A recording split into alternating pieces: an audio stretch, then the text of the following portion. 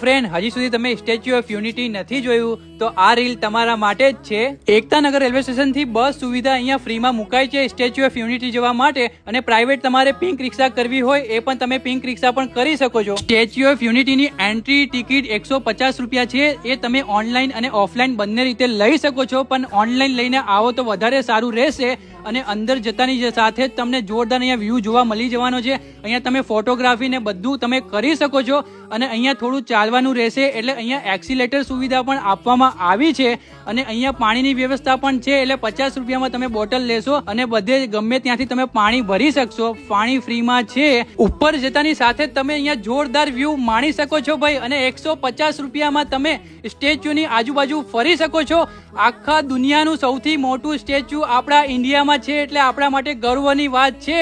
એટલે ફટાફટ હજી સુધી નથી જોયું તો તમારા મિત્રને આજે જ રીલ શેર કરી દો અને મુલાકાત લઈ લેજો.